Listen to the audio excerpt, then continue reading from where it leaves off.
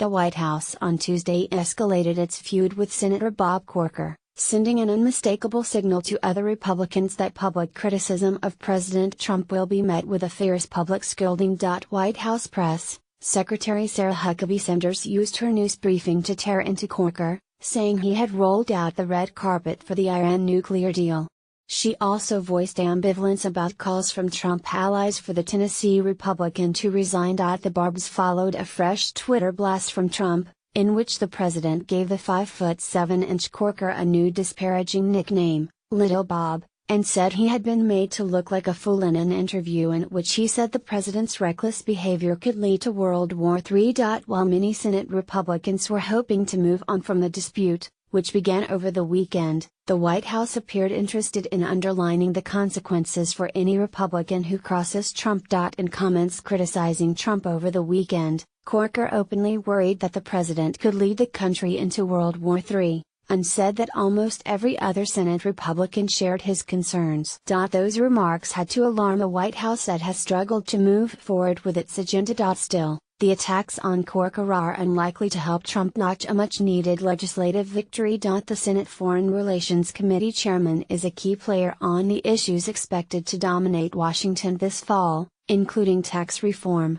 He also joins a growing list of Republican senators who may have reason to balk at White House demands. Sanders seemed ready to take on Corker from the opening of her briefing, saying the senator was partially responsible for the Obama-era nuclear pact with Tehran, which Trump has called the worst deal ever. Senator Corker worked with Nancy Pelosi and the Obama administration to pave the way for that, and rolled out the red carpet for the Iran deal, Sanders told reporters. The criticism was especially cutting, given that Trump is expected to decertify Iran's compliance with the agreement in the coming days.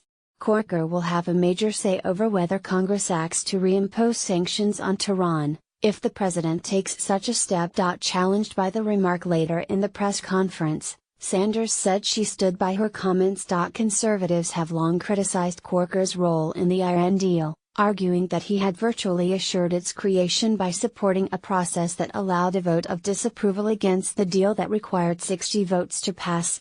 The vote was blocked by Senate Democrats in a 56-42 vote. On Tuesday, Corker's office defended the review legislation, saying he drafted it against the wishes of the Obama White House to ensure lawmakers were able to review the agreement. The claim from Sanders was not true, Corker's office stated. Sanders on Tuesday bristled at Corker's charge that chaos sown by Trump endangers national security, rattling off a list of accomplishments that included new sanctions on North Korea and battlefield gains against the Islamic State in Iraq and Syria.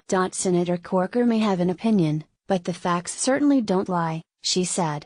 The president's been very successful on this front. Asked if Trump agrees with some of his supporters, including former chief strategist Stephen Bannon, that Corker should step down, Sanders replied, "I think that's a decision for Senator Corker and the people of Tennessee." Some GOP allies worry Trump's feud with the influential senator could imperil the administration's push to overhaul the nation's tax code. Trump can only afford to lose 2 GOP senators on the tax bill, and Corker has said he will not support a plan that adds to the federal budget deficit. If Trump is unable to sign a tax overhaul, it would represent another major legislative failure and raise questions about his ability to deliver on his campaign promises. I think it's not helpful for the country, it's not helpful to the Republican Party, former House Speaker Newt Gingrich, Republican Georgia, told CBS News. The president expressed confidence his remarks would not hamper his tax plan, brushing aside concerns he is alienating Corker. "I don't think so.